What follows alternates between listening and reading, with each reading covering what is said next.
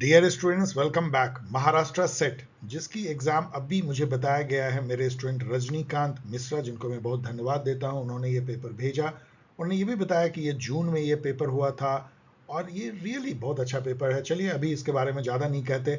इसमें ढेर सारे एक्सप्लेनेशन जो मैंने ज़्यादा बोला है, लिखा कम है, एनालिसिस देखते हैं with lot of additional information. So let us begin. इससे पहले कि हम लोग क्वेश्चन आंसर के थ्रू दुनिया में घटनाओं को समझें, दो बैचेज जो अभी चल रहे हैं उसको यदि आप ज्वाइन करना चाहते हैं अपने प्रेप जर्नी को बेहद अच्छा बनाने के लिए, एक खुशनुमा माहौल में, ग्रुप में और एक स्ट्रक्चर्ड वे में, तो एक फाउंडेशन बैच है जो वैसे तो CUET PG के लिए है, लेकिन UGC नेट और अदर एग्जाम के लिए भी उतना ही इम्पोर्टेंट। 15 नवंबर तक ये बैच ऑन है एडमिशन, क्योंकि इसमें जो नए मेंबर हैं उनको मिलता है पूरे पुराने रिकॉर्डेड वीडियो, कुछ भी आप लूज नहीं करते। इसलिए मैं आपको इनवाइट करता हूं लास्ट तक इसको ज्वाइन करने का। एज ए क्रैश कोर्स भी ज्वाइन कर सकते हैं, अभी तो खैर बीच में ही हम लोग हैं।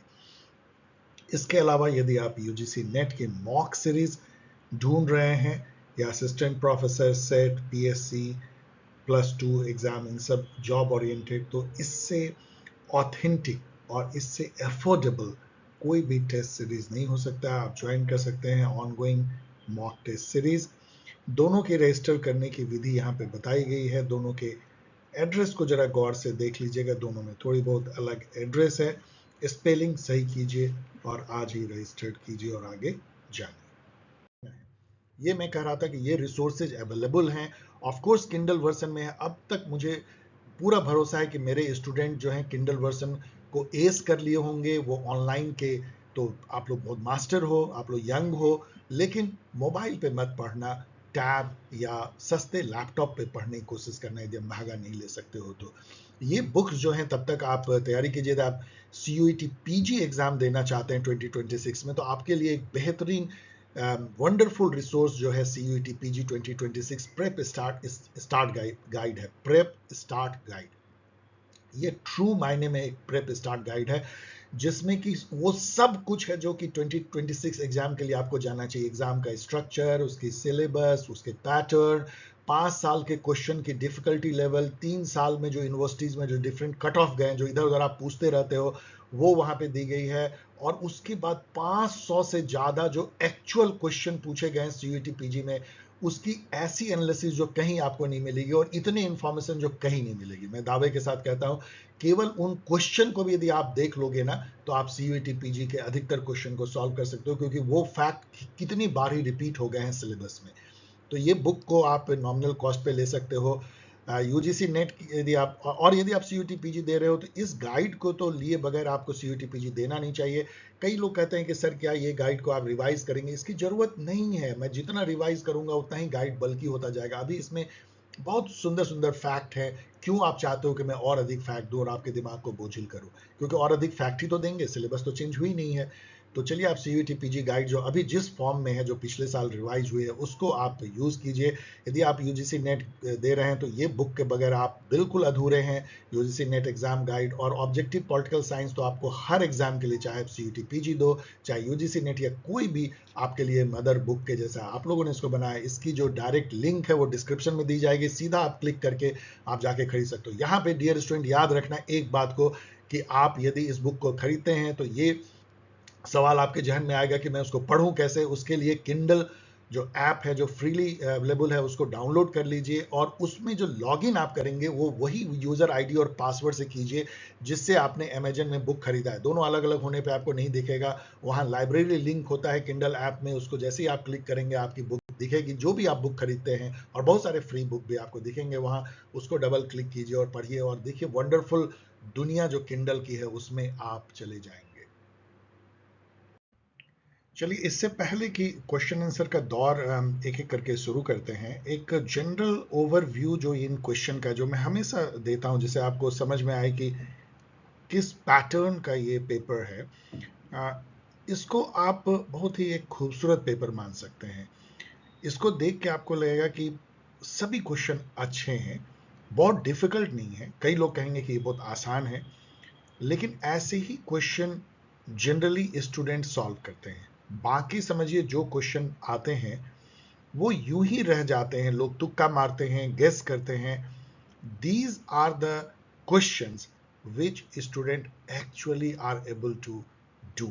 और यदि यही 100% ऑलमोस्ट हो तो सोचिए कितना अच्छा पेपर है, क्योंकि इसमें कट ऑफ हाई जाएगा, 70-80 से ऊपर जा सकता है, बट आपको देख के बहुत मजा आएगा और आपको नॉलेज भी काफी अच्छा मिलेगा, क्योंकि वो सभी फैक्ट जो एक स्टूडेंट को जानने चाहिए, ना कि आर्बिट फैक्ट, उठपटांग फैक्ट, इन क्वेश्चन में दिखेंगे।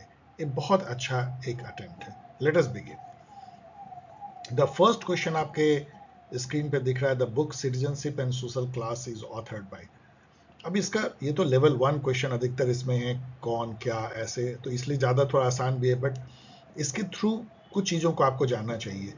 ये बुक तो चलो वी ऑल शुड नो कि ये टी.एच. मार्शल ने लिखा है, लेकिन टी.एच. मार्शल जो हैं वो लिबरल थ्योरी ऑफ सिटीजनशिप के बहुत बड़े प्रोपाउंडर हैं, और उन्होंने इंग्लैंड के पॉलिटिकल हिस्ट्री को एक तरह से हिस्टोरिकली एनालाइज करके ये प्रोपाउंड किया कि लिबरल जो पॉलिटी है उसमें सिटीजनशिप एक स्टेटस है जो आपको एक पॉलिटिकल कम्युनिटी के इक्वल मेंबर के तौर पे मिलता है, और उसका जो है कुछ राइट से संबंध है। मतलब जो आप यदि सिटीजन हैं एक पॉलिटिकल कम्युनिटी को के, तो आपको कुछ अधिकार मिलते हैं, क्योंकि वो पॉलिटिकल कम्युनिटी एक पॉलिटिकल प्रोजेक्ट है, वो सॉवरेन होता है, नेशन स्टेट कहलाता है, तो आपको भी उसका हिस्सा मिलता है, उस अधिकार का। और वो जो अधिकार हैं वो इवॉल्व हो रहे हैं। पहले केवल आपको सिविल राइट्स मिलते थे लिबरल सोसाइटी में, बोलने की आज़ादी, धर्म की आज़ादी, घूमने की आज़ादी। बाद में जो है 19th सेंचुरी के ख़त्म होते होते जो है, जब 20th सेंचुरी आया, तो पॉलिटिकल जो राइट्स हैं, मतलब 19th सेंचुरी से ही शुरू हो गया था, औरतों को 20th सेंचुरी में पॉलिटिकल राइट, वोट देने का अधिकार, पॉलिटिकल ऑफिसेज में खड़े होने का अधिकार, मतलब पॉलिटिकल ऑफिस को ऑक्युपाई करने का अधिकार, और ये सब मिलने लगे। और अब जो है जब हम 21st सेंचुरी में आ गए, या उसके पहले भी 20th सेंचुरी में, तो हमें सोशल और इकोनॉमिक अधिकार भी मिलने लगे। तो इस तरह से अधिकारों का जो है एक तरह से फैलाव होता है लिबरल थ्योरी ऑफ सिटीजनशिप में, और सिटीजनशिप एक स्टेटस है और आपको कुछ अधिकार मिलते हैं। टी.एच. मार्शल। यहाँ पे जॉन रॉल दिखते हैं अपनी थ्योरी ऑफ जस्टिस के लिए, justice as fairness. Will Kymlicka दिखते हैं मल्टीकल्चरल सिटीजनशिप के लिए, एक liberal theory of multiculturalism. And Michael Sandel दिखते हैं लिबरल कम्युनिटेरियन के तौर पे। यहाँ पे who among the following thinker is often taken to be a conservative thinker, इसमें से यदि आप देखें तो सबसे जो वेल नोन कंजर्वेटिव थिंकर हैं वो डेविड ह्यूम हैं। आई थिंक स्कॉटिश है, स्कॉटलैंड के, मतलब डेविड ह्यूम और एडमंड बुर्ग, ये दोनों मतलब यूनाइटेड किंगडम के हैं अलग अलग। शायद एडमंड बुर्ग आयरलैंड के थे और ये स्कॉटलैंड के। दोनों जो हैं वो महान कंजर्वेटिव थिंकर माने जाते हैं। यहाँ आपको जैक दरीदा दिखते हैं जो अपने डीकंस्ट्रक्टिविज्म के लिए जाने जाते हैं, पोस्ट मॉडर्निस्ट थिंकर।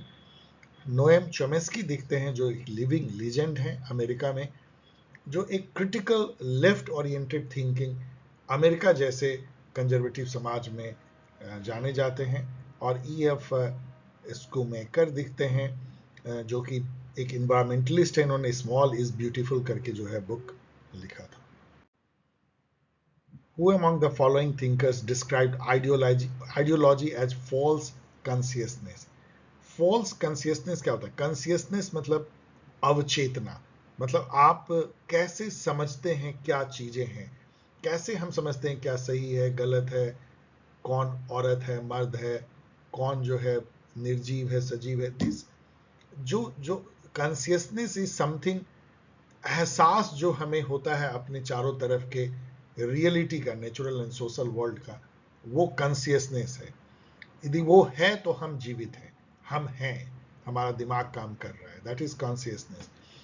लेकिन कार्ल मार्क्स का ऐसा मानना था कि जो आइडियोलॉजी है वो हमारे अंदर में फॉल्स कॉन्शियसनेस पैदा करता है। उसी तरीके से जैसे हम कैमरा ऑब्सक्यूरा होता है तो बच्चे जब उसमें झांक के देखते हैं तो उनको चीज़ें उल्टी दिखती हैं। उसी तरीके से आइडियोलॉजी हमें ऐसा दिग्भ्रमित कर देता है कि हमें जो चीज़ सीधा दिखना चाहिए वो उल्टा दिखता है, जो हमें सही नहीं दिखना चाहिए वो सही दिखता है। और इनका ये कहना था कि ये कैपिटलिस्ट जो एक कैपिटलिस्ट जो डिस्कोर्स है, जो कैपिटलिस्ट एक प्रोजेक्ट है, वो आइडियोलॉजी से हमारे कॉन्शियसनेस को, हमारे मीन्स जो मासेज हैं, जो वर्कर हैं, प्रोलेटेरिएट हैं, उनकी कॉन्शियसनेस को ही वो जो है फॉल्स बना देता है, जिससे कि हम समझ ही नहीं पाते हैं कि हमारे ऊपर डोमिनेशन जो हो रहा है, एक्सप्लॉयटेशन हो रहा है, उसको हम समझ ही नहीं पाते। हम सोचते हैं कि यही अच्छा है। इसी बात को ऑलमोस्ट आगे जाके ग्रामस्ची ने जो है हेजोमनी के फॉर्म में जो है अपनी थ्योरी दी, लेकिन शुरुआत उसकी कार्ल मार्क्स ने ही कर दिया था फॉल्स कॉन्शियसनेस से। यहाँ कार्ल पॉपर दिखते हैं जो एक कंजर्वेटिव थिंकर हैं, मुझे लगता है इंग्लैंड के ही, और ये जाने जाते हैं पीस मिल सोशल इंजीनियरिंग के लिए। इसके अलावा फॉल्सिफिकेशन थ्योरी के लिए भी जाने जाते हैं। हेगल के बारे में क्या कहना, march of God on earth state. And Jean Bodin यहाँ दिख रहे हैं, फ्रेंच, जिन्होंने कि 1576 में सबसे पहली बार सॉवरेनिटी, पॉलिटिकल सॉवरेनिटी का कॉन्सेप्ट दिया था। Who among the following thinkers introduced the concept of positive liberty? ये बहुत घिसा पिटा क्वेश्चन है। We all know कि T.H. ग्रीन, जो अगेन इंग्लैंड से थे। पॉजिटिव लिबर्टी मतलब लिबर्टी ऐसा चीज करना जो वर्थ डूइंग हो, जिससे कि आपका सोशल मतलब आपका मोरल डेवलपमेंट होता है, एज ए ह्यूमन आप फ्लरिश करते हैं, वैसे चीजों को करना जो है, यदि आप कर पाते हैं कैपेबिलिटी, तो वो फ्रीडम है। पॉजिटिव लिबर्टी की तरफ उनका पूरा थॉट था। यहाँ पे लास्की देखते हैं, वो भी पॉजिटिव लिबर्टी के तरफ के थिंकर हैं। जेएस मिल भी जो है निगेटिव पॉजिटिव दोनों तरह की बातें करते हैं। रॉबर्ट नॉजिक बिल्कुल निगेटिव लिबर्टी के प्रोपोनेंट है, लिबर्टेरियन थिंकर। यहाँ पे क्वेश्चन जो है एक बहुत इंपॉर्टेंट इंफॉर्मेशन देता है 5 नंबर, कि जर्मन सोशल डेमोक्रेसी किसने डेवलप किया था।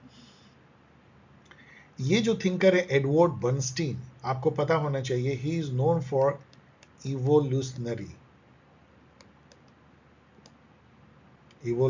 सोशलिज्म। और ये क्या थी, मतलब नॉट रिवोल्यूशनरी सोशलिज्म जो कार्ल मार्क्स लेके आए थे, मतलब हम सोशलिज्म को अंदर से उसको रिफॉर्मेटिव बना सकते हैं। कैपिटलिज्म को, सॉरी मैं उल्टा कह रहा हूं, कैपिटलिज्म को हम अंदर से रिफॉर्मेटिव बना सकते हैं, उसको सोशलिज्म की तरफ ले जा सकते हैं, दैट कैन बी चेंज्ड। इस टाइप की बातें जो है वो एडवर्ड बर्नस्टीन करते थे।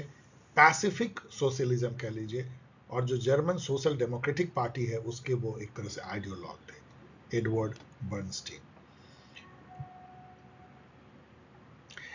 अब यहाँ पे जो थिंकर हैं जरूर इन सबको आप देख लीजिएगा, जैसे कार्ल कॉटस्की जो हैं बहुत ही फेमस जो है मार्क्सिस्ट थिंकर हैं।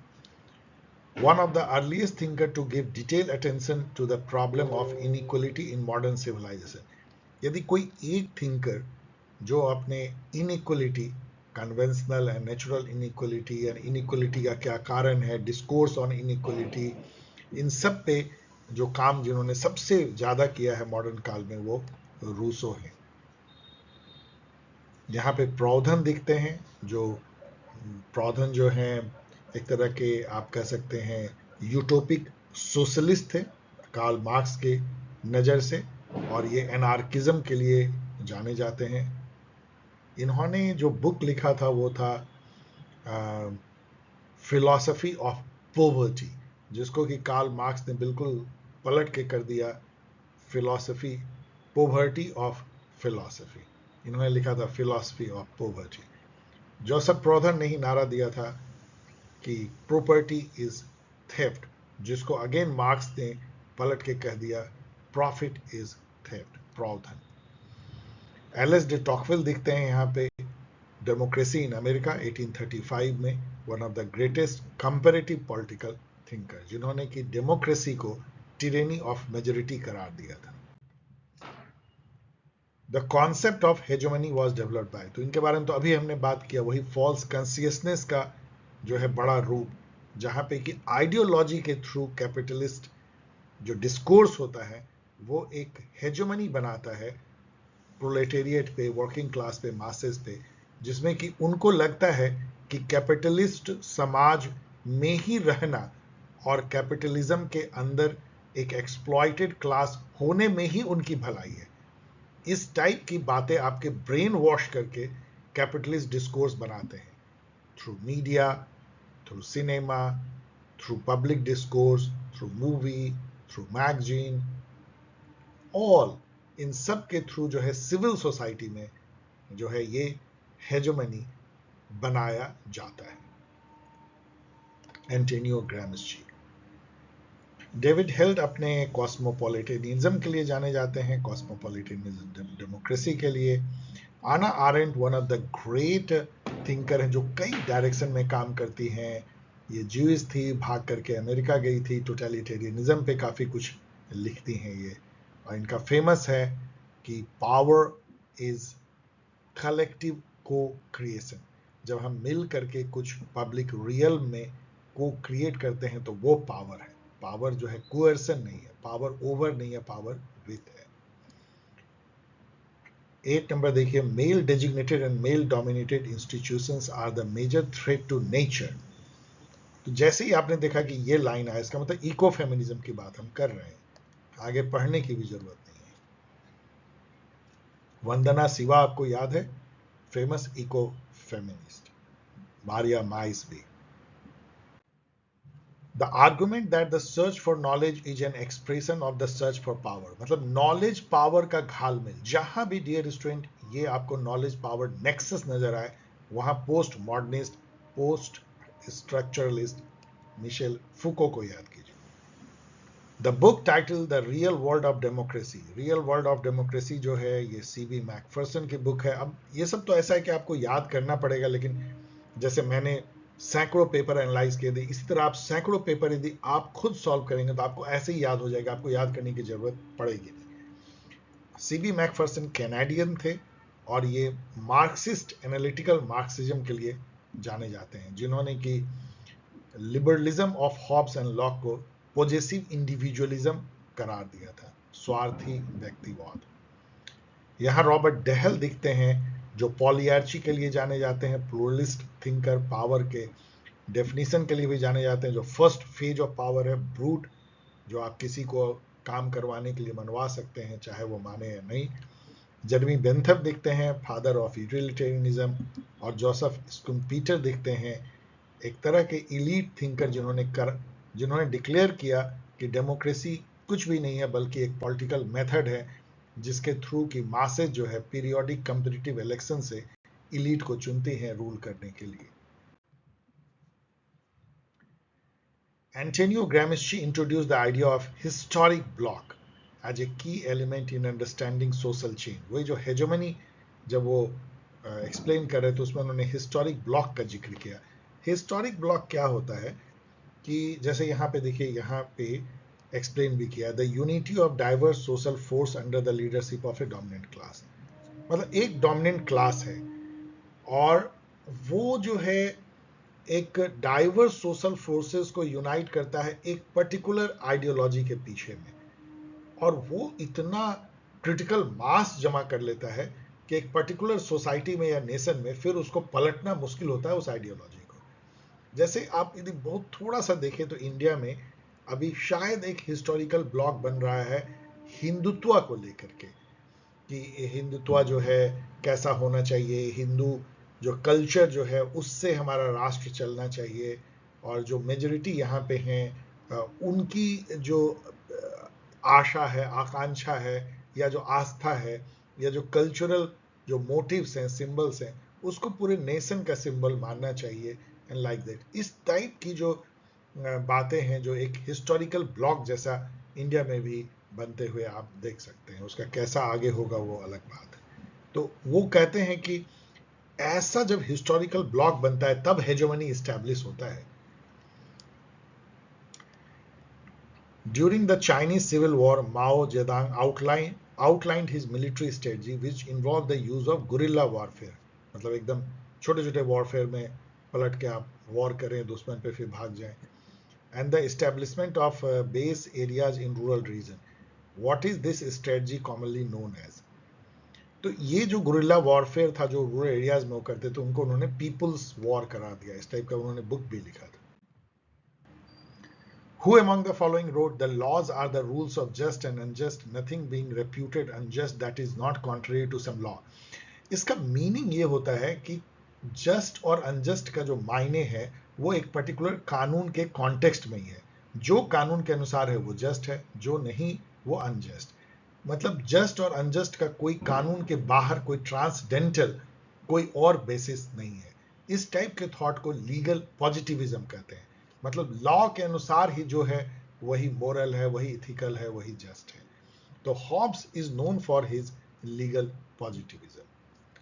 Who is credited with formulating the modern concept of nation state which possesses the legitimate monopoly of use of force?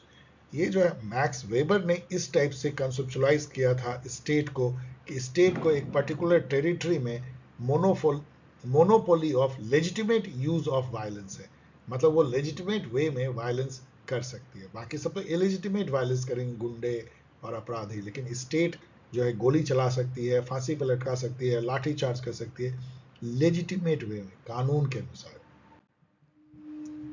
In Hegel's notion the highest possible achievement of the mind, absolute spirit जो कह लीजिए, as expressed in social life was in the contemporary Prussian state. सबसे लंबा statement, सबसे सही. मतलब जो उस समय का जो प्रूसियन स्टेट था, प्रूसियन मतलब आज का बोले तो जर्मनी, उस समय में प्रूसिया कहलाता था, और बहुत छोटे छोटे और स्टेट थे. बाद में जो है ऑटो वॉन बिस्मार्क ने उन सबको यूनिफाई करके जर्मनी बनाया.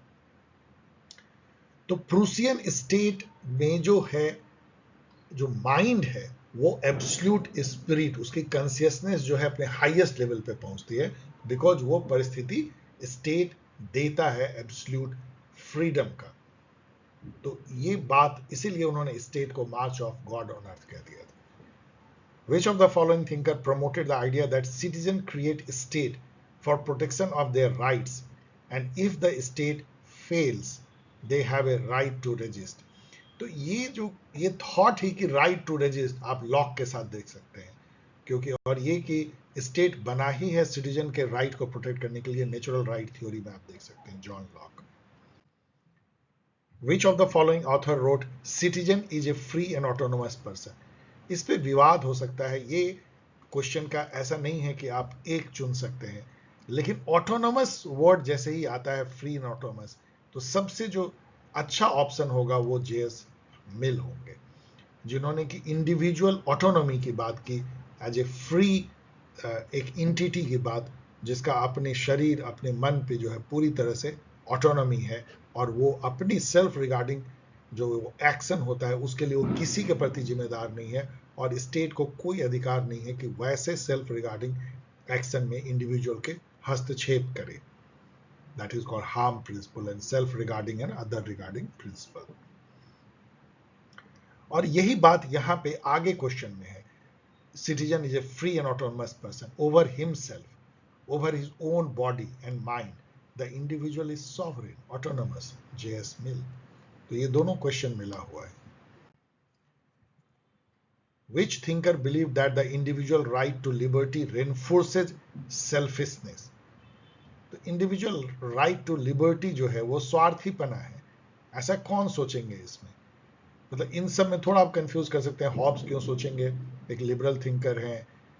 लॉक बिल्कुल नहीं, क्योंकि तो नेचुरल राइट के हैं. तो मार्क्स एंगल में सबसे बेटर तो मार्क्स है, और वो तो यही सोचेंगे कि जो कैपिटलिस्ट सोसाइटी में जो राइट टू लिबर्टी उसको कि निगेटिव लिबर्टी कहते हैं, वो तो केवल अमीरों के चोचले हैं, कैपिटलिस्ट क्लास के चोचले हैं. Which of the following concept is central to Hannah Arendt's political thought? अभी हमने आपको बताया कि आना आरेंड ने कई थीम्स पे काम किया है, लेकिन टोटलिटेरियनिज्म, क्योंकि उन्होंने झेला था नाजी टोटलिटेरियनिज्म को, तो उस पे उनके थॉट जो है, उन्होंने बुक भी लिखा था टोटलिटेरियनिज्म पे, वो काफी मायने रखते हैं. Who return the knighthood? तो नाइटहुड अंग्रेज देते थे, कैसर हिंद, नाइटहुड, ये सब उपाधि देते थे, राय बहादुर टाइप ऑफ. तो ये जालियांवाला बाग मैसेकर हुआ था, जनरल ओडायर ने गोली चला दी थी निर्दोष लोगों पे, तो उसके विरोध में जो है रविन्द्रनाथ टैगोर ने अपनी नाइटहुड की उपाधि लौटा दी थी, और गांधी जी ने मुझे लगता है कैसरी हिंद की उपाधि जो है लौटा दी थी। Which of the following book is written by doctor Ambedkar? यहाँ पे आप बेहद कंफ्यूज हो सकते हैं, क्योंकि आपको लगेगा guilty man of man's partition ने लिखा है, या मार्क्स, गांधी और सोशलिज्म लिखा है। वाई सोशलिज्म तो शायद आप पकड़ लेंगे कि ये जेपी ने लिखा है, लेकिन एक्चुअली उन्होंने जो बुक लिखा है वो है रानाडे, गांधी एंड जिन्ना। ये थोड़ा कठिन है। Marx, Gandhi and socialism Lohia ने लिखा है, guilty man's of man partition भी लोहिया ने लिखा है, एंड वाई सोशलिज्म जेपी ने लिखा है। ये मैचिंग तो इतना आसान है कि यदि आप कौटिल्य को मंडल थ्योरी से मैच करें ए का 3, तो एक ही ऑप्शन है, 2 ऑप्शन है। तो चलिए, आपने तो 50-50 गेम खेल लिया। एम एन रॉय को आप जो है रेडिकल ह्यूमनिज्म से मिलाएंगे ही मिलाएंगे, तो बी का 4 और यहीं पे क्रैक हो जाता है, बाकी मिला लीजिएगा। Like Jayaprakash Narayan will go with total revolution, संपूर्ण क्रांति, and Shri Aurobindo spiritual nationalism. और ये चारों इतने क्रिटिकल पेयरिंग है कि जेपी को आप टोटल रिवॉल्यूशन के साथ सबसे ज्यादा जोड़ सकते हैं, श्री अरविंदो को स्पिरिचुअल नेशनलिज्म के साथ। Choose the incorrect statement from the following. Incorrect, इसमें से इसका मतलब 3 सही होगा। Nehru was the architect of Panchsheel, सही है। Bal Gangadhar Tilak opposed age of consent act, मतलब कि उस समय में औरतों की उम्र शायद 13 साल से जैसे ही ज़्यादा होगी वो मैरिज के लिए कॉन्सेंट दे सकती है, उसका उन्होंने अपोज किया था। 13 साल बढ़ाया गया था, पहले 11 साल था। Can you believe? तो Jayaprakash Narayan put for the concept of 4 pillar state, ये गलत है, ये लोहिया जी ने किया था, तो आप याद भी कर लीजिए 4 पिलर स्टेट। तो यही सही ऑप्शन है। इसका मतलब है कि Gandhi put for the concept of trusteeship. Trusteeship का जो कॉन्सेप्ट था वो ये था कि जो कैपिटलिस्ट क्लास है वो संपत्ति को वैसे ही होल्ड करें जैसे कि वो मासेस की संपत्ति के ट्रस्टी हो, नॉट कि उनकी अपनी संपत्ति है। Which of the following statement is correct about the rules listed by M.K. Gandhi for सत्याग्रह? अब यहां देखें तो 3 ऑप्शन सही, इसका मतलब आपको केवल एक ऑप्शन गलत काटना है।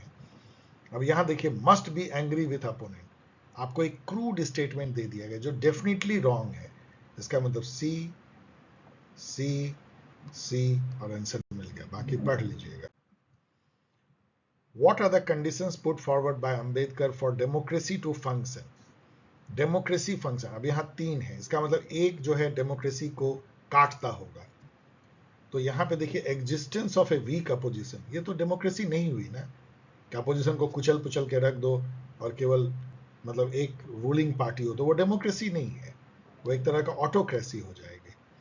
तो इसीलिए बी को यदि हम हटाते हैं तो बी, बी और बी तो मिल गए, बाकी पढ़ लीजिए आप। Who says that kama, artha, dharma and moksha are the 4 objective of humankind? ये जो है हिंदू धर्म से लिया गया है, जहां पे कि काम, अर्थ, धर्म, मोक्ष, मतलब अर्थ, काम, धर्म, अर्थ, काम, मोक्ष, ऐसे हम लोग पढ़ते हैं।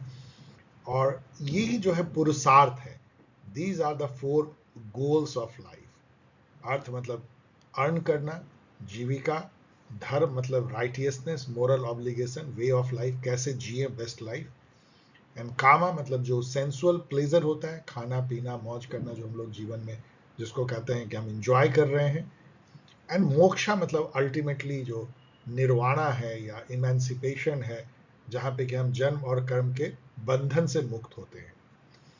तो ऐसा कहने वाले आप देखिए, लोहिया उस टाइप की बातें धर्म को लाते नहीं है, जयप्रकाश कोई भी सोशलिस्ट नहीं लाएगा, और ये तो हिंदू धर्म से ही अलग हो गए थे। तो एक ही बचे जो कि जनसंघ के भी बहुत बड़े लीडर थे, जो अपने इंटीग्रल ह्यूमनिज्म के लिए जाने जाते हैं, Deendayal Upadhyaya. Which Indian political thinker founded the league of radical congressman? जैसे कि आप रेडिकल वर्ड देखें ना, रेडिकल ह्यूमनिज्म, तो आप एमएन रॉय को सेफली गेस कर सकते हैं। Which book is written by political thinker Ziauddin Barani? तो इनकी तो दो बुक आपको याद रखनी है, एक फतवा ए जहंदारी जिसमें उन्होंने एडवाइस दिया था मुस्लिम किंग को नॉन मुस्लिम रूल में लैंड में कैसे रूल करें, और दूसरा तारिक ई फिरोज शाही। Identify the correct statement. New institutionalism focuses on formal institution. No, ये फोकस करते हैं इनफॉर्मल पे, तो ये गलत हो जाएगा। Old institutionalism focus on formal institution.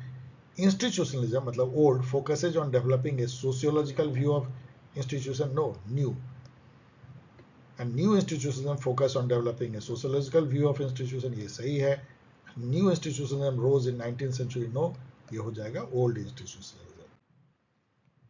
Which of the following statement are correct regard to JP Jayaprakash Narayan total revolution? तो इसमें से आप यहां देखें तो 3 या 2, मतलब 2 या 1 गलत हैं। तो JP wanted to eradicate corruption from India's political social life, कौन बोलेगा नहीं। Total revolution is a combination of 7 revolution, may be, may not be, but okay. Aim to total revolution is to bring change in society on the basis of Sarvodaya value, सही है। सर्वोदय मतलब सबका भला हो। Total revolution promote to centralisation of power, अब आपको मिल गया वो crude statement. Never, JP was for decentralisation, पंचायती राज। तो ये डी को यदि आप काट दें तो डी डी डी, तो आपको मिल गया ए बी सी, इसका मतलब ये तीनों सही है। Which type of anti colonial struggle was witnessed in Africa? आप याद कीजिए फ्रेंच फैनन को, जहां पे कि उन्होंने कहा था कि वायलेंस कैथेरेटिक होता है कॉलोनाइज पीपुल के लिए, उनकी जो दास्ता है उससे वो मुक्त होते हैं वायलेंस के थ्रू। तो वहां पे जो जो एंटी कॉलोनियल मूवमेंट चला वो वायलेंट था, वो रिवॉल्यूशनरी था। आर्म्ड भी आप कह सकते हैं, revolutionary. Identify the correct event that led to nationalism in European state. तो किस इवेंट ने सबसे ज्यादा नेशनलिज्म को प्रभावित किया? नेशनलिस्ट मूवमेंट जो है वो फ्रेंच रिवॉल्यूशन के बाद 1789 में हुआ था। उसके बाद पूरे यूरोप में नेशनलिज्म आग की तरह फैल गई, लिबर्टी, इक्वलिटी, फ्रेटर्निटी का नारे के साथ। Whose objective is to create a new man who will sacrifice bourgeoisie's value? तो अब यहाँ पे आप बहुत कंफ्यूज कर सकते हैं। यहाँ पे महात्मा गांधी होंगे नहीं, कोई मार्क्सिस्ट होंगे, तो लेनिन या माओ से तुंग में हो सकते हैं। तो न्यू मैन मैं आपके लिए छोड़ जा रहा हूँ, मैं खुद कंफ्यूज हूँ कि इन दोनों में लेनिन और माओ से तुंग में कौन हो सकते हैं। मैं आपको गलत नहीं बताना चाहता, यदि मुझे गेस करना होता तो शायद मैं लेनिन की तरफ जाता, लेकिन फिर भी आप चेक कर लीजिए, it may be Mao Tse Tung very well. Who was the last military dictator in Pakistan? ये तो चलिए आसान है, Pervez Musharraf, we all know. उसके बाद कोई मिलिट्री डिक्टेटर फॉर्चुनेटली पाकिस्तान में नहीं हुआ है। Identify the correct statement in relation to emergency power in India, एक ही है। तो the federal nature of Indian state is transformed in the unitary form when emergency is declared through article 352, ये बिल्कुल सही है। जब नेशनल इमरजेंसी लगी होती है तो इंडिया एक यूनिटरी स्टेट में बदल जाता है, जहां स्टेट लूज कर जाता है अपनी ऑटोनॉमी। इसका मतलब ये सब जो है गलत होगा। देखिए article 356, emergency can be declared for economic crisis. No, ये तब करते हैं जब स्टेट में एडमिनिस्ट्रेशन कॉन्स्टिट्यूशन के अनुसार चलना संभव नहीं हो। Punjab was the first state where emergency was declared. No, ये भी गलत होगा, क्योंकि ये सही हो गया तो ये गलत होगा। मुझे लगता है इमरजेंसी जो है, जो स्टेट इमरजेंसी सबसे पहले केरला में लगाई गई थी और नंबूदरीपाद की गवर्नमेंट को डिसमिस किया गया था। Golaknath case was related to emergency? No, it was related to fundamental right and parliament's right to amend the fundamental right. Who is considered the founding father of Bangladesh? अब ये क्वेश्चन एक आपको बहुत ही एक इंट्रिग्विंग है, मतलब इंटरेस्टिंग है, ये अभी जानना है। यदि आप किसी बांग्लादेशी को ये क्वेश्चन दे दें तो वो गुस्सा हो जाएगा आज के समय में। वो बोलेगा कि नहीं, शेख मुजीबुर रहमान नहीं है, वो तो उन्होंने झूठा अपना क्रिएट किया कि वो है। तो जब नेशनल हीरो भी बदलने लगते हैं, अभी भी अपने इंडिया में भी मुझे बहुत हैरत होती है जब लोग गांधी जी को गाली देते हुए मैं सुनता हूं। तो मुझे लगता है क्या कभी ऐसा भी होगा क्या कि लोग गांधी का पुतला जलाएंगे और कहेंगे गांधी हमारे राष्ट्रपिता नहीं है, जैसा बांग्लादेश में हुआ। बहुत सैड डे होगा मेरे लिए तो, लेकिन ऐसा होता है, नेशनल हीरो भी हम बदल लेते हैं। Which financial institution provided helping hand to all the developing countries? तो यहां भी आप कंफ्यूज कर सकते हैं कि एशियन डेवलपमेंट बैंक होगी या ब्रेटन वुड इंस्टीट्यूशन होगा, आईएमएफ एंड वर्ल्ड बैंक। लेकिन एक्चुअल में ये आईएमएफ एंड वर्ल्ड बैंक है जिन्होंने की डेवलपिंग कंट्री को बहुत मदद की है, और वो डेवलपिंग कंट्री की मदद के लिए ही बनाए भी गए थे। Which is the disadvantage of concentration of power in elite classes? elite classes में पावर यदि कंसंट्रेट हो तो क्या प्रॉब्लम होगी? तो प्रॉब्लम तो बहुत सारी होगी। रेस्ट्रिक्टेड पॉलिटिकल पार्टिसिपेशन उसका सबसे इंपॉर्टेंट है। तो आप डिसेंट्रलाइज नहीं करोगे तो लोग पार्टिसिपेट ही नहीं करेंगे। So that is the greatest, in my view, is the disadvantage. Identify the correct statement. Independent electoral machinery is essential in liberal democracy. कौन बोलेगा नहीं? बिल्कुल। The head of electoral machinery is elected in liberal democracy. No, appointed होते, officer होते हैं जो chief election commissioner and all. गलत है। In liberal democracy, political parties control electoral machinery. Should not, and they don't. In liberal democracy, electoral machinery is not essential. बिल्कुल essential है। Choose the wrong option.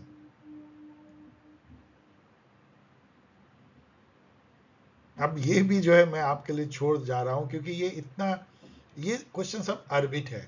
यहां मैं आपको कह सकता हूं कि 1776 में जो inquiry into the nature and causes of wealth of nation, ये बिल्कुल सही है। लेकिन बाकी जो है आप इंटरनेट पे आराम से चेक कर सकते हैं, मैं आपके लिए छोड़ रहा हूं। इसमें से एक गलत होगा तो बाकी को आप याद भी कर लीजिए, बिकॉज ये सब थिंकर बहुत नोन है ही नहीं, तो उनकी बुक भी नोन नहीं है। दूसरा क्वेश्चन है जो मैं आपके लिए छोड़ रहा हूं। Which factor has been emphasized in the Earth Summit held in Rio in 2012? अब ध्यान रखिए कि आप चौंकिएगा मत कि 2012, आपको लगा रही है 1992 क्यों नहीं है, लेकिन 1992 के बाद 20 साल बाद फिर रियो में सभी जुड़ते हैं, और इसको रियो प्लस, इसको जो है हम स्टॉकहोम, सॉरी, इसको जो है हम रियो प्लस 20 कह सकते हैं। तो रियो प्लस 20 में जो है 20 हुआ ना 2012, यस। तो रियो प्लस 20 में लोग जमा होते हैं और यहाँ पे एम्फेसाइज्ड, तो आप देखेंगे कि building political consensus for sustainable development, ये तो चलिए आगे बढ़ते हैं। टू कर्ब कार्बन एमिशन, ये हो सकता है। Decreasing the layer of ozone नहीं है। बिल्डिंग ए ग्लोबल कंसेंसस और carbon credit, I don't think वहाँ कार्बन क्रेडिट की बात की गई है, तो I will go for to curb carbon emission, ये ज़्यादा इसमें होगा, बट फिर भी ये भी चेक कर सकते हैं। Who among the following is involved in the pact of the century? तो ये तो चलिए मैंने आपके लिए पढ़ा कि दो कंपनी जब मिलती है, एग्रीमेंट करती है, मर्जर या एक्विजिशन, तो उस टाइप की पैक्ट ऑफ द सेंचुरी जो है, दो ऑयल जाइंट जो है मिलते हैं। एक है स्टेट ऑयल कंपनी अजरबैजान की, जो सोकार के रूप में जानी जाती है, और ब्रिटिश पेट्रोलियम। तो दोनों के बीच में जो पैक्ट हुआ था वो पैक्ट ऑफ द सेंचुरी कहा गया।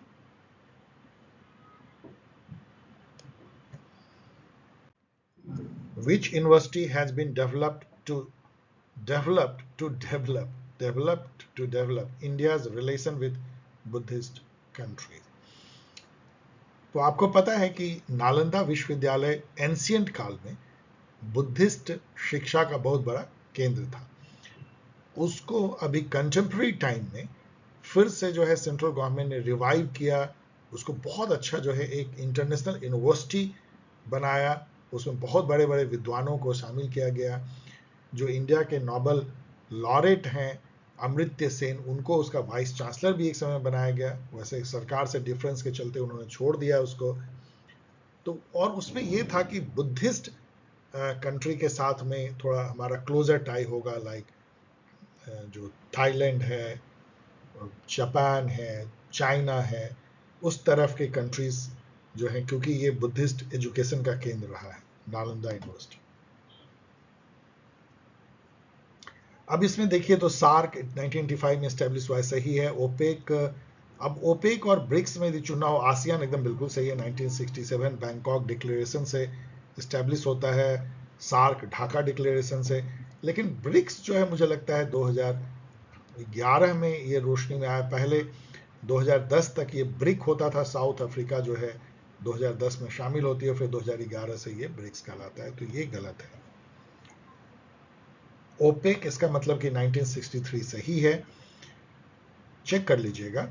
और ओपेक का जो फुल फॉर्म है ये है organisation of petroleum exporting countries. जितने मेजर एक्सपोर्टर हैं पेट्रोलियम प्रोडक्ट के, उन्होंने मिलकर ओपेक बनाया है। Which of the following conference was held by India to clarify its role in the Indian Ocean? तो यहाँ तो मैंने काफ़ी चीज़ें दिया है। यह है इंडियन नेवल सिंपोजियम। तो इंडियन नेवल सिंपोजियम जो है वो कैसे जो है इंडिया के रोल को इंडियन ओशन में बढ़ाता है, यहाँ पढ़ लीजिएगा।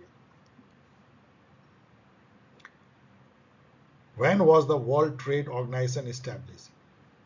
तो ये तो चलिए आपको ईयर पूछ रहा है, लेकिन वैसे इसका डेट जान लीजिए, 1 जनवरी 1995। ये जो है GATT, general agreement on tariff and trade का न्यू अवतार है। Look east policy was formulated by which of the following prime minister? ये बहुत ही घिसा पिटा लेकिन बहुत ही फेमस क्वेश्चन है। इसका सही आंसर है नरसिम्हा राव। बाद में नरेंद्र मोदी जी ने इसको जो है लुक को जो है एक्ट किया, तो ये बदल गई एक्ट ईस्ट पॉलिसी 2014 से। मतलब जो हमारे साउथ ईस्ट एशिया के कंट्री हैं आसियान, उसके तरफ थोड़ा ज्यादा तवज्जो देना सोशियो इकोनॉमिक टाइज में। ट्रिम्स का फुल फॉर्म होता है ट्रेड रिलेटेड इन्वेस्टमेंट मेजर्स, और इसमें आप देख सकते हैं कि इसका WTO का ये एक पॉलिसी है जिसके तहत जो है आप डोमेस्टिक और फॉरेन कंपनीज में कोई डिफरेंस नहीं करते हैं as far as investment is concern, investment practices दोनों में आप लेवल प्लेइंग फील्ड देते हैं। मान लीजिए टाटा जो है इंडिया में 100 करोड़ रुपीस इन्वेस्ट कर रहा है, और ब्रिटिश पेट्रोलियम जो है वो भी 100 करोड़ इन्वेस्ट कर रहा है, तो दोनों को गवर्नमेंट बराबर ट्रीट करेगी। So it is similar transactions with domestic and foreign companies. Which American president added fuel to the fire of the new Cold War?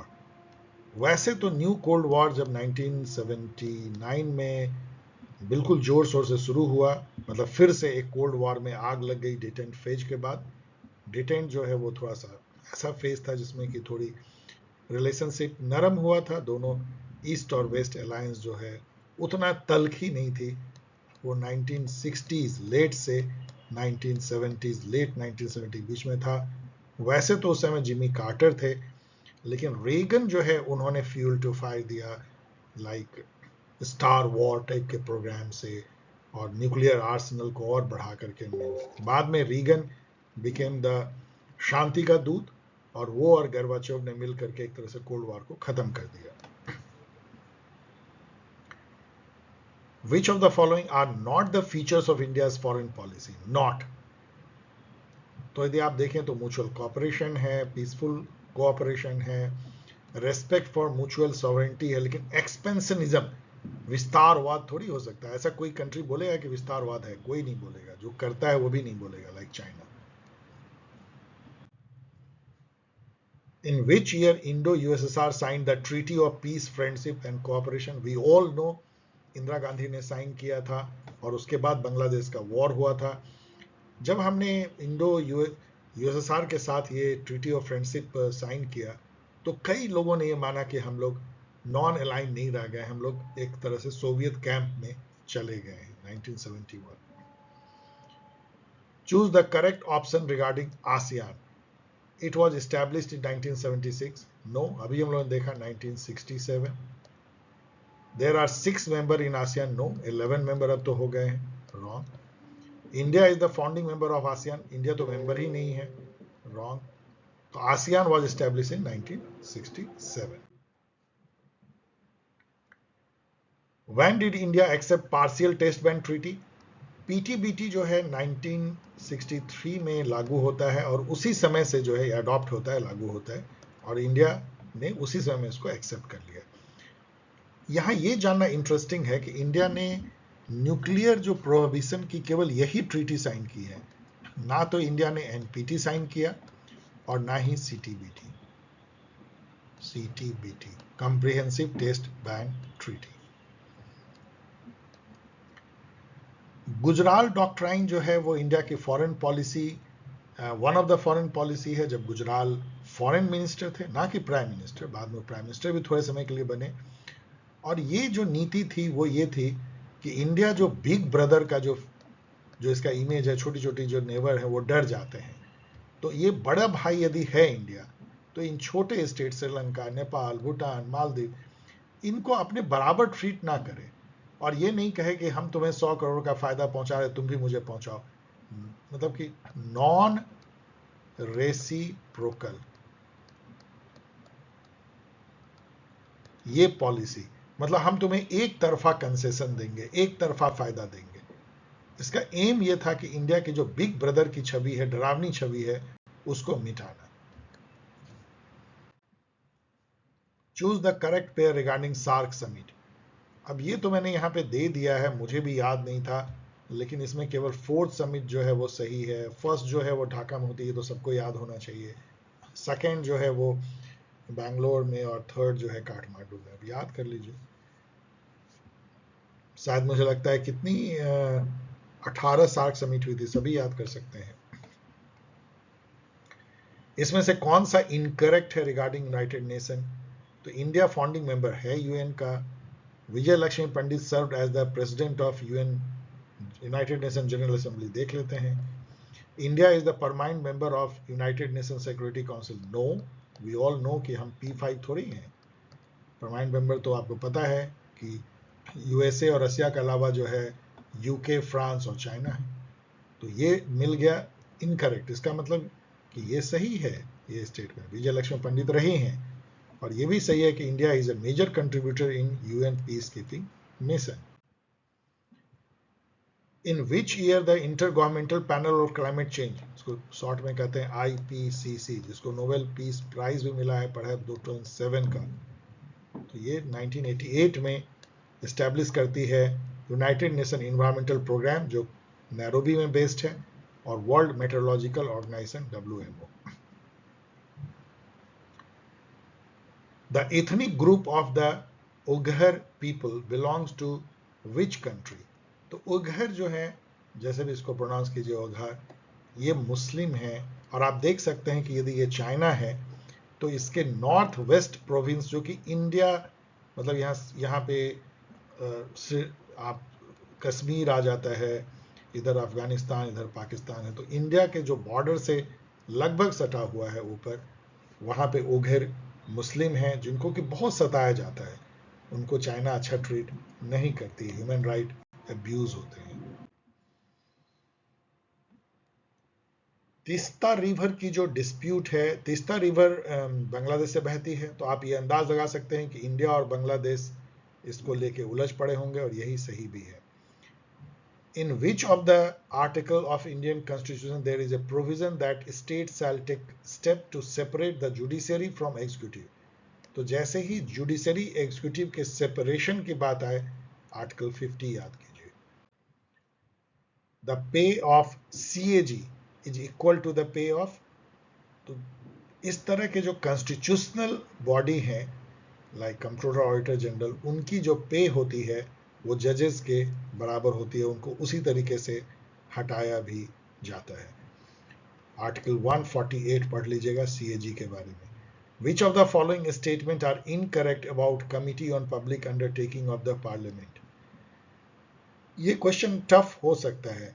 PAC जो है बहुत ही इंपॉर्टेंट कमेटी है और ये पहली बार 1921 में ही बन गई थी मॉन्टेग चेस्टरफोर्ड रिफॉर्म के बाद, जो न्यू कॉन्स्टिट्यूशन लागू हुआ था। पब्लिक अकाउंट कमेटी का मेन काम है is a financial watchdog of parliament, जिसके बिहाफ में सीएजी काम करती है। सीएजी की रिपोर्ट पीएसी को ही प्रस्तुत की जाती है और वो उसको स्क्रूटनी करते हैं पार्लियामेंट के बिहाफ पे। इसके जो चेयरपर्सन होते हैं, यहाँ कहा जा रहा है is appointed only from amongst the member who are drawn from Lok Sabha. ये सही है। वैसे इसके जो मेंबर हैं वो लोकसभा और राज्यसभा दोनों से होते हैं, 15 लोकसभा से और 7 राज्यसभा से, लेकिन चेयरपर्सन जो है वो लोकसभा के ही मेंबर बनते हैं। तो इनकरेक्ट, तो ये तो करेक्ट हो गया। Pandit Nehru was recommended about creation of the committee in 1963. देखते हैं, from 1974 there are 15 members elected from Lok Sabha and 7 from Rajya Sabha. ये सही है। The tenure of the member of this committee is of 2 year. नहीं, इसका जो है 1 year tenure है, तो ये तो गलत हो गया। इसका मतलब है कि पंडित नेहरू ने रिकमेंड किया होगा इस कमेटी के गठन का। तो डी जो है इनकरेक्ट है। वैसे 1921 में थी, लेकिन जो आजादी के बाद जो पीएससी बनी है वो 63। Election commission has been given constitutional status in which part of the constitution. इसको इस तरीके से भी पूछा जा सकता था कि इलेक्शन कमीशन किस पार्ट में है, तो ये पार्ट 15 में है, आर्टिकल 324 से लेके 329, तो ये part 15। Who said that the Indian federalism is a cooperative federalism? KC Wheare ने क्या कहा? क्वाजाई फेडरलिज्म है, मतलब आधा अधूरा। ग्रेनविल ऑस्टिन ने कहा कोऑपरेटिव फेडरलिज्म है। The principle of basic structure of constitution किस केस से प्रोपाउंड हुआ? ये तो इतना फेमस और इतना घिसा पिटा क्वेश्चन, केशवानंदा भारती केस 1973। यहाँ पे एसआर बोम्मई केस आता है 1994 में, जिससे कि आर्टिकल 356 का यूज बहुत कम हो गया, वो जुडिशियल रिव्यू के दायरे में आ गया। IR Coelho case is very famous, जहां पे कि सुप्रीम कोर्ट ने वो इम्यूनिटी जो थी कि आप किसी भी एक्ट को डाल दो 9th शेड्यूल में तो वो जुडिशियल रिव्यू से बाहर हो जाएगी, उस इम्यूनिटी को खत्म कर दिया। Which act has made the Governor General of Bengal as the Governor General of India? I think ये एक्ट जो थी गवर्नर जनरल ऑफ, ये मैं जाऊंगा 1833, इसको आप चेक कर लीजिए क्योंकि मैं मेमोरी से बोल रहा हूं। How many seats were won by the Unionist Muslim Party in the Constituent Assembly election? ये तो आसान है याद रखना, लेकिन अरबी टाइप का है। 1 सीट उन्होंने जीता। Which of the following sentences are correct? अब यहां देखिए, या तो एक भी गलत नहीं है या एक गलत है। The president can pardon sentence inflicted by court martial, बिल्कुल सही है, but governor cannot। और ये कहता है the governor can also pardon sentence inflicted by court martial, मतलब मिलिट्री कोर्ट मार्शल। नो, इसका मतलब बी को जो है आपको निकाल देना है। बी बी बी, ये बाकी पढ़ लीजिए। The provisions of establishment of Gram Sabha is in which of the article of the Indian Constitution? और ये आर्टिकल है 243A। 243 में तो मेरली डेफिनेशन है, 243A में है ग्राम सभा के बारे में। ग्राम सभा जितने भी एक विलेज पंचायत में एडल्ट वोटर हैं जो वोट देते हैं, उनका समूह जो है उसको हम ग्राम सभा कहते हैं। That is the grass root level of democratic institution. Which of the following statement is true? Right to Education Act 1947 में नहीं आई है, ये 2009 में आई है। मंडल कमीशन की अनाउंसमेंट जो है 1979 या 80 में होती है वीपी सिंह के द्वारा। सॉरी, इसको आप 90 90 कह सकते हो। दिल्ली में सांस लेना कितना मुश्किल हो रहा है वो आप समझ सकते हो। मेरा गला जो है बिल्कुल ठीक ही नहीं हो रहा है, उसमें मुझे ऑलवेज फंसा फंसा सा महसूस होता है, और मैं जब सांस लेता हूँ तो मुझे फील होता है कि AQI जो है 700 को पार कर चुकी है। So congratulation Delight for cracking green पटाखा। Okay, so announcement of LPG policy जो है वो LPG से आप मत समझिएगा कि, तो यहाँ पे मैं गलत बोल रहा था, ये 1990 में जो है VP सिंह ने इसको इम्प्लीमेंट कर दिया। अनाउंसमेंट ऑफ LPG पॉलिसी में समझिएगा लिक्विफाइड पेट्रोलियम गैस है। LPG stand for liberalisation, privatisation and globalisation, और ये 1991 में होती है नरसिम्हा राव के गवर्नमेंट के टाइम में। तो ये भी गलत है। राइट टू फ्रीडम 2003 में आती है, जो बाद में right to freedom of information आती है, और बाद में राइट टू इंफॉर्मेशन RTA 2005 में आती है। विच of the following caste group is a dominant caste group?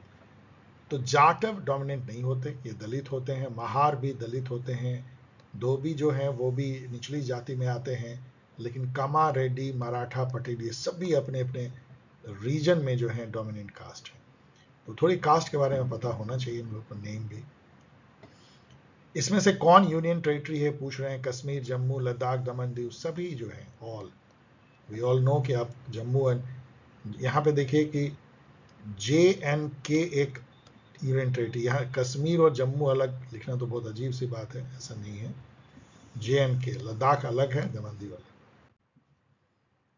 एजर्सन देखिए, Indian politics decline of Congress took place. Yes, 1967 से ही डिक्लाइन हो गया। In 1990s, state-centric politics became important. Regional politics जो है बहुत इंपॉर्टेंट हो गई, खास करके जब देवगौड़ा जी बने 1990s में, खिचड़ी सरकार बनने लगी, कोलिशन गवर्नमेंट, कोलिशन एरा जब आया। तो ये दोनों सही है, इसको एक्सप्लेन भी एक तरह से करता है। Who was related to center dominated federalism? मतलब कौन जो है सेंटर को मजबूत बनाना चाहता था। तो ये आपको पता होना चाहिए कि अंबेडकर जी डिसेंट्रलाइजेशन नहीं चाहते थे, क्योंकि उनको लगता था कि जितना डिसेंट्रलाइज करेंगे उतना ही कास्टिज्म होगा, कास्ट रिडन पॉलिटिक्स होगी। विच of the following is a new social movement? New social movement वो है जो रोटी कपड़ा मकान इकोनॉमिक इशू से आगे निकल जाती है, बेरोजगारी एंड ऑल लेबर मूवमेंट से आगे निकलती है। अब यहाँ पे जो नई जो समस्याएं हैं, इन्वायरमेंट की, सोशल इक्विटी की, जेंडर जस्टिस की, LGBTQ की, तो उस टाइप की जो है rights movement, indigenous right movement, consumer disability movement, piece movement, anti war movement, ये सबको न्यू सोशल मूवमेंट कहते हैं। सो इसमें से इकोलॉजी मूवमेंट को हम कह सकते हैं new social movement. Who was related to economic reform policy in India? तो अभी हम लोगों ने देखा LPG 1991, और इसके लिए यदि एक व्यक्ति कोई सबसे ज्यादा जिम्मेदार है तो वो नरसिम्हा राव और मनमोहन सिंह है।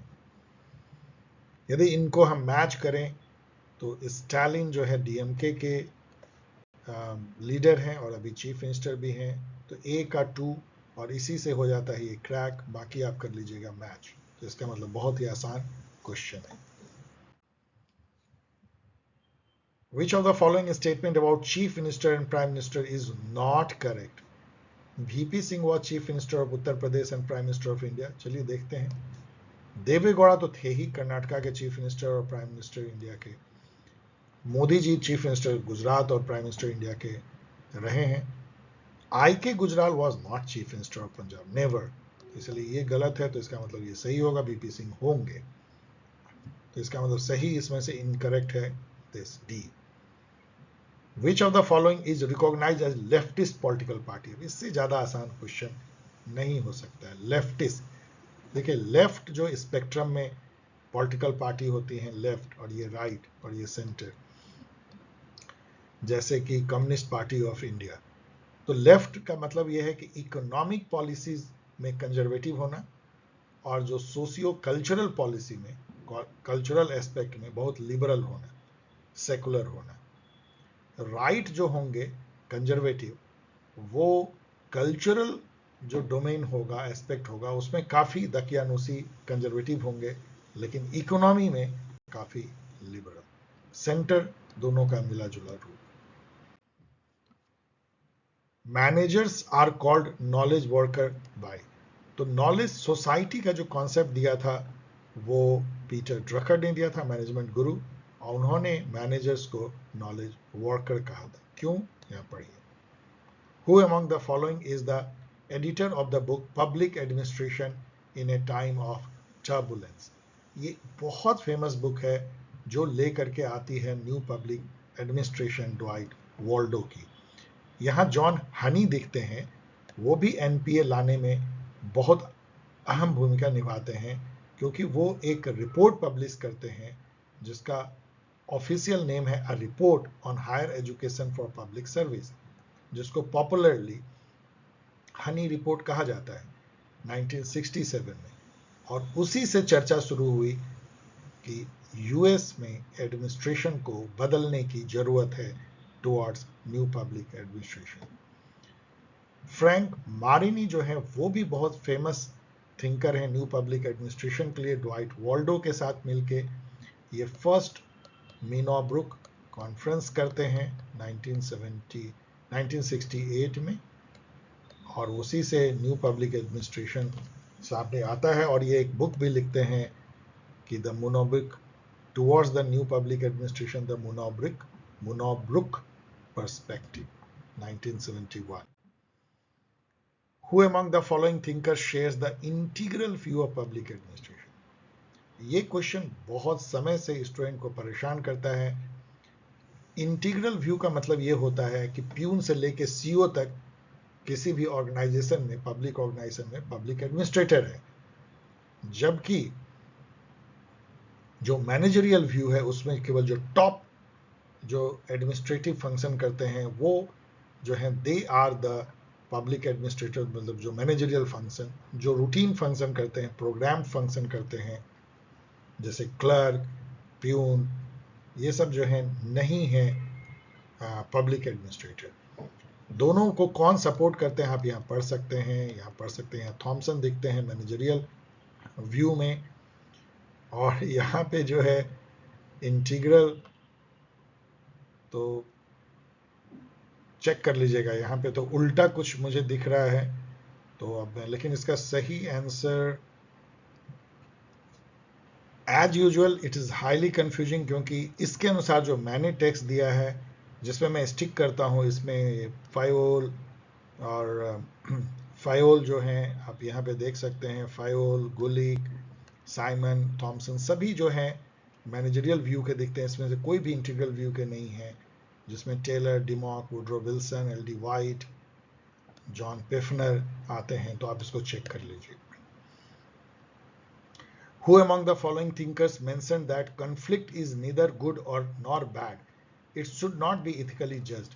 मतलब conflict को ऑर्गेनाइजेशन में बुरी नज़र से नहीं देखना, ये एमपी फॉलेट के साथ जाता है, मैरी पार्कर, और वो उसको कंस्ट्रक्टिव मानते हैं conflict को, यदि उसको इंटीग्रेशन के मेथड से रिजॉल्व किया जाए, ना कि डोमिनेंस और कंप्रोमाइज के मेथड से। पढ़ लीजिए। यहाँ पे चेस्टर बर्नार्ड दिखते हैं जो अर्ली जो बिहेवियरल रिवॉल्यूशन लाते हैं, डिसीजन मेकिंग एंड ऑथोरिटी को कैसे कम्युनिकेशन से जोड़ते हैं, कम्युनिकेटिव ऑर्डर इज ऑथोरिटी, और कैसे जो है ऑर्गेनाइजेशन को एक सिस्टम के तौर पे मानते हैं जो कंसियसली कोऑर्डिनेटेड जो है एक्शन है टू और मोर पर्सन का, जो कि बनाता है ऑर्गेनाइजेशन। उन्होंने जोन ऑफ इनडिफरेंस का कॉन्सेप्ट दिया था, और मैनेजर और एग्जीक्यूटिव के बीच में डिफरेंस बताया था, और फंक्शंस ऑफ एग्जीक्यूटिव नाम के फेमस बुक को लिखा था। एल्टन मायर को कौन नहीं जानता, ह्यूमन रिलेशन अप्रोच के लिए, हॉफरेनियन एक्सपेरिमेंट के लिए। Who among the following has given the typology of agraria and industria? Fred Riggs जब अपनी इकोलॉजिकल अप्रोच पे रिसर्च कर रहे थे, तो शुरू में इन्होंने जो एक टेम्पलेट दिया 3 तरह के सोसाइटी का, उसको उन्होंने कहा एग्रेरिया, ट्रांजिसिया, इंडस्ट्रिया। एग्रेरिया जो है बिल्कुल ट्रेडिशनल सोसाइटी जो अभी भी लिपटा हुआ है हजारों साल पहले के एग्रीकल्चरल प्रैक्टिसेस में। ट्रांजिसिया जो है वो डेवलपिंग है, जो कि एग्रीकल्चर और इंडस्ट्रिया सोसाइटी के बीच में है, और इंडस्ट्रिया जो है वेस्टर्न वर्ल्ड जो डेवलप्ड वर्ल्ड है। बाद में उन्होंने इसको जो मॉडल जो दिया उसके नेम को उन्होंने चेंज कर दिया और इसको कहा fused prismatic diffracted.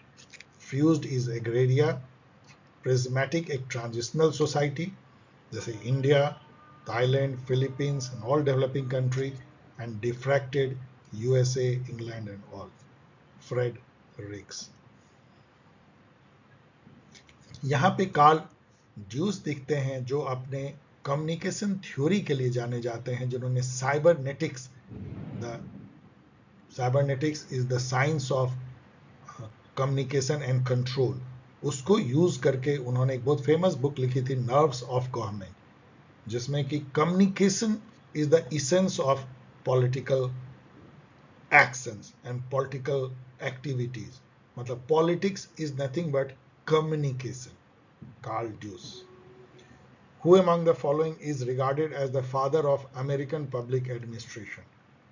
We all know not only American public administration but father of study of public administration Woodrow Wilson, जिन्होंने कि आर्टिकल लिखा 1887 में स्टडी ऑफ एडमिनिस्ट्रेशन, और वही बन गया बेसिस एडमिनिस्ट्रेशन, पब्लिक एडमिनिस्ट्रेशन के पढ़ाई का यूएसए में। Who among the following pioneered the field of cybernetics? ये मैं कह रहा था cybernetics is the science of communication and control. इसको डेवलप किया नॉर्बर्ट वेनर ने, लेकिन पॉलिटिकल साइंस में इसको यूज किया कार्ल ड्यूस ने। Who defined power as the probability, chance, that one actor within a social relationship, A, B, social relationship में है, will be in a position to carry out his own will. A is able to carry out his own will despite resistance. B बेचारा resist कर रहा है, लेकिन A का यदि B के ऊपर पावर है तो B कुछ नहीं कर पाएगा, A को नहीं रोक पाएगा। Max weber. लगभग इसी तरह की बात जो है रॉबर्ट डेहल भी कहते हैं कि A has power over B if A can get B to do something which B otherwise would not have done. Who among the following gave the theory of maturity immaturity? Maturity immaturity का जो ये एक कंटिन्यूअम है, कंटिन्यूअम मतलब कि कोई ऐसा नहीं होता है कि कोई एम्प्लॉय जो है ऑर्गेनाइजेशन एक कॉन्सेप्ट में कि इमेच्योर है तुरंत वो मैच्योर बन जाता है। ये एक जर्नी है जो एम्प्लॉय ट्रेवल करता है। पहले एम्प्लॉय जो है पैसिव होगा, डिपेंडेंस होगा, लैक ऑफ सेल्फ अवेयरनेस से मैच्योरिटी की तरफ जाता है, उसको इंडिपेंडेंस फील होता है, इन्वॉल्व होता है ऑर्गेनाइजेशनल एक्टिविटी में, डीपर इंटरेस्ट डेवलप करता है, और वो जो है sense of equality, self control उसमें आती है। तो आप ट्रेनिंग से जो है और ऑर्गेनाइजेशनल जो मैकेनिज्म है उससे अब एम्प्लॉय को मैच्योर बना सकते हो। ये कहना था क्रिस आर गैरिस का। Maturity immaturity continuum. यहाँ पे रेनेसिस लाइकट दिखते हैं जो कि अपने बिहेवियरल अप्रोच, साइकोलॉजिकल अप्रोच के लिए जाने जाते हैं पब्लिक एडमिनिस्ट्रेशन में। लाइकट स्केल जो है वो बहुत फेमस है, 5 point scale, strongly agree, strongly disagree वाली जो ओपिनियन होती है।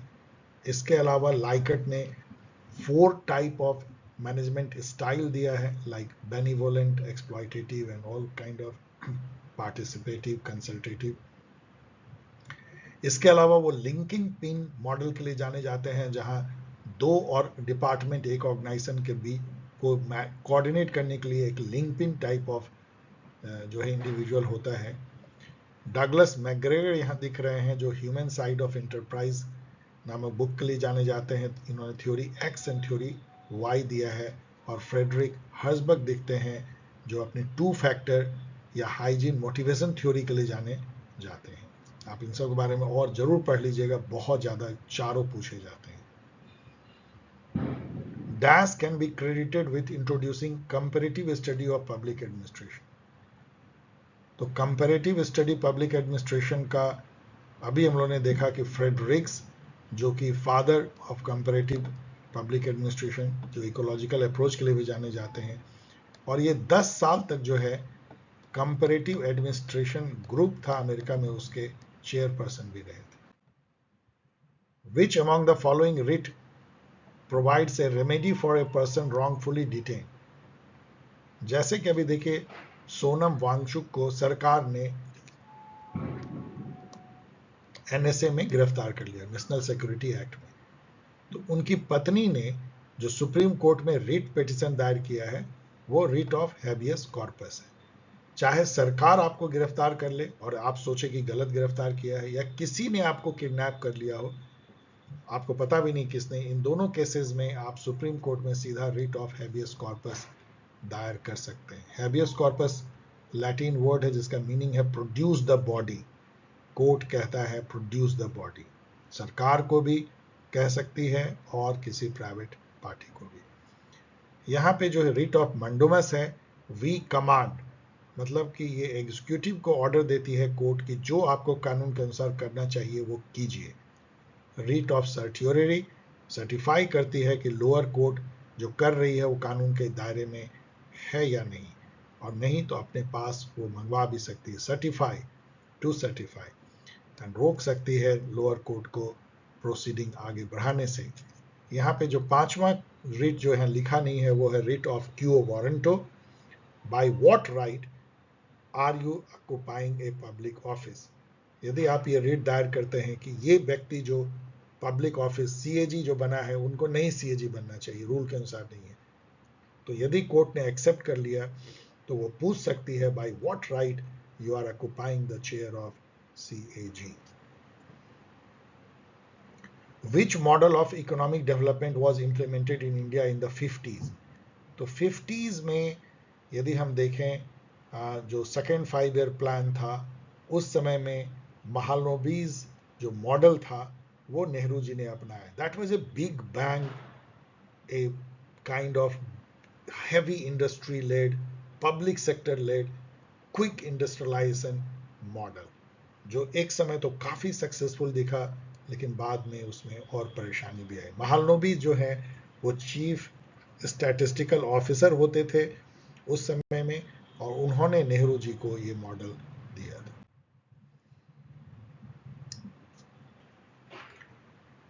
Jawaharlal Nehru's concept of mixed economy model include, of course it was capitalism plus socialism. मतलब एक तरफ जो प्राइवेट सेक्टर के जो कैपिटलिस्ट हैं उनको डिस्टर्ब नहीं किया गया, उनको कहा गया कि आप जैसे अपना कर रहे हो, लेकिन जो मेजर जो हैवी इंडस्ट्री और बहुत ज़्यादा इन्वेस्टमेंट वाले इंडस्ट्री थे वो गवर्नमेंट सेक्टर में रखे गए. That was called mixed economy, और सोशलिस्ट आइडिया से प्रभावित था. Fabian socialism, of course, pacifist socialism, not revolutionary socialism. Which of the following commission for the first time recommended the appointment of Lokpal and Lokayukta? तो हम लोग सबको जानना चाहिए कि फर्स्ट एडमिनिस्ट्रेटिव रिफॉर्म कमीशन जो है उन्होंने फर्स्ट टाइम लोकपाल और लोकयुक्ता की एक तरह से सिर्फ अनुशंसा की थी, लेकिन इसको आने में जो है 2013 में जाकर के जो है ये पास हो पाए ये bill. Who was the chairman of the second administrative reform commission? इससे पहले क्यों ना फर्स्ट, अभी हम लोगों ने देखा कि लोकपाल का इन्होंने अनुशंसा किया था, तो फर्स्ट एडमिनिस्ट्रेटिव रिफॉर्म कमीशन के चेयरपर्सन मोरारजी देसाई थे, लेकिन बाद में वो डिप्टी प्राइम मिनिस्टर बन गए, तो के हनुमंतैया जो हैं वो चेयरपर्सन बने. उसके बाद 2000 ये बनी थी 1966 में, बाद में 1966 था, चेक कर लीजिएगा, और 2005 में जो है सेकेंड एडमिनिस्ट्रेटिव रिफॉर्म कमीशन बनती है, उसके चेयरपर्सन होते हैं वीरप्पा मोइली, और आज तक फिर थर्ड नहीं बनी है. नरेगा मतलब national rural employment guarantee act, तो ये it was a step towards legal guarantee of right to work, legal enforcement of right to work, ये तो इसका नाम में ही है. Which article of the Constitution of India state that the Union Cabinet or Council of Ministers is collectively responsible to the Lok Sabha? ये article है 75(3). आप इसको पढ़ सकते हैं। इसमें कई बातें हैं जो हमें जाननी चाहिए, like prime minister shall be appointed by the president and the other ministers shall be appointed by the president on the advice of the prime minister, and इसमें जो council of minister की जो साइज है वो 15% of the total number of members of लोक सभा, उससे ज़्यादा नहीं हो सकती है। कलेक्टिवली रिस्पॉन्सिबल होंगे, एंड 6 महीने तक यदि कोई एबसेंट रहे तो वो जो है मिनिस्टर नहीं रह पाए, मतलब 6 महीने तक यदि कोई एमपी यदि मतलब मेंबर ऑफ पार्लियामेंट ना हो पाए तो वो मैक्सिमम ड्यूरेशन 6 मंथ के अंदर उनको मंत्री पद छोड़ना पड़ेगा। बहुत सारी बातें हैं जो कि बहुत एग्जाम में पूछी जाती है। 75 को ठीक से पढ़ लीजिएगा। Which of the following is a non-political factor of public policy formulation? मतलब इसमें से कौन जो है पब्लिक पॉलिसी में कंट्रीब्यूट भी करते हैं और पॉलिटिकल नहीं है। ऑफ कोर्स, तो पॉलिटिकल इसमें से कौन नहीं है? सिविल सोसाइटी, जो कि स्टेट और मार्केट, इसके अलावा जो कुछ भी है वो सिविल सोसाइटी है। NGO, public discourse, general people, opinion leader, and all, even media, social media, and all, those are civil society. Who puts more focus on the process in public policy? अब revolution, military, guerrilla वार तो ये तो ऐसे ही इन्होंने दे दिया है, तो इन्होंने आंसर ही दे दिया है गवर्नेंस। गवर्नेंस के कई डेफिनेशन हैं, उसमें से जो वर्ल्ड बैंक की डेफिनेशन है वो बहुत इकोनॉमी पे आधारित है। वो ये कहता है the manner in which power is exercised in the management of A countries economic and social resource for development. लेकिन गवर्नेंस का जो एक्चुअल मायने ये है कि कैसे किसी कंट्री को चलाया जाता है, कौन डिसीजन लेते हैं, डिसीजन लेने का तरीका क्या है, क्या कंसेंसस से, बहुमत से, या ब्रूट फोर्स से, और क्या ये पार्टिसिपेटरी है, क्या सब मिलकर डिसीजन लेते हैं, कितना ट्रांसपेरेंट डिसीजन मेकिंग प्रोसेस है, कितनी अकाउंटेबल होते हैं जो डिसीजन लेते हैं, कितने रिस्पॉन्सिव हैं कि वो जनता के हित में डिसीजन लेते हैं। This all are called governance. यहाँ पे ध्यान देने की बात है कि governance is not government, though most of the governance is done through the mechanism of government, but governance is much more than government. इसमें जो है कोई भी गवर्नेंस में भाग ले सकता है। जनरल पीपल, अभी आपने देखा, सिविल सोसाइटी, पॉलिसी के थ्रू, पब्लिक जो है जनरल पब्लिक, या जो multinational corporation, private sector, opinion leader, media, and all can come together and join hand for governance, for decision making, for managing a society or country. Of course, not only for economic management, but also other management, socio-management, cultural management. Who plays an important role in increasing an organization's transparency and accountability to its stakeholder? अब इसको जब आप पढ़ेंगे तो ऐसे समझ में आएगा कि सोशल ऑडिट से बढ़ के और क्या ट्रांसपेरेंसी हो सकता है। सोशल ऑडिट है क्या? जहां पे कि सीधे पब्लिक किसी पब्लिक ऑर्गेनाइजेशन के क्रियाकलाप को जांच सकती है, उसका अधिकार है। जैसे नरेगा में ये इनबिल्ट है कि ग्राम सभा जो है वो सोशल ऑडिट कर सकती है कि किसको रोजगार दिया गया, कितना पैसा दिया गया, एंड ऑल। तो ये इतना आप अधिकार यदि जनता को दे दें तो फिर इससे अच्छा और क्या हो सकता है ट्रांसपेरेंसी, अकाउंटेबिलिटी के लिए। So dear student, thanks for watching. यदि आपको ये वीडियो पसंद आया हो तो इसको लाइक करें, सब्सक्राइब करें, कमेंट करें, शेयर करें, और आपको फिर से एक बार याद दिलाना कि फाउंडेशन बैच CUET PG का, और जिसमें UGC नेट अदर एग्जाम का भी है, वो ऑन है। उसमें सारे आपको जो है रिकॉर्डेड मिलते हैं, आप इसमें एडमिशन ले सकते हैं। रजिस्टर करने के लिए name, Telegram ID, mobile number भेजें paulsciencehelp@gmail.com पे। और यदि आप मॉक टेस्ट सीरीज में भाग लेना चाहते हैं, UGC नेट दिसंबर 2025 साइकिल, जो असिस्टेंट प्रोफेसर सेट, PSC, इन सब एग्जाम के लिए भी इंपॉर्टेंट है, ये दिसंबर तक चलेगी। तो इसमें रजिस्टर करने के लिए मेल, टेलीग्राम ID और मोबाइल नंबर भेजें paulsciencehelp@paulsciencehelp.in। प्लीज़ जीमेल, ये आईडी जो है gmail.com और paulsteinshelp.in, इसको गौर से देखें, स्पेलिंग मिस्टेक ना करें, कई स्टूडेंट करते हैं, तो आपको सही जगह पे मेल पहुंचेगी। इस तरीके से आप मुझसे जुड़ सकते हैं, सवाल पूछ सकते हैं। मिलेंगे किसी और एक वीडियो के साथ, तब तक के लिए enjoy, be happy, take care, bye.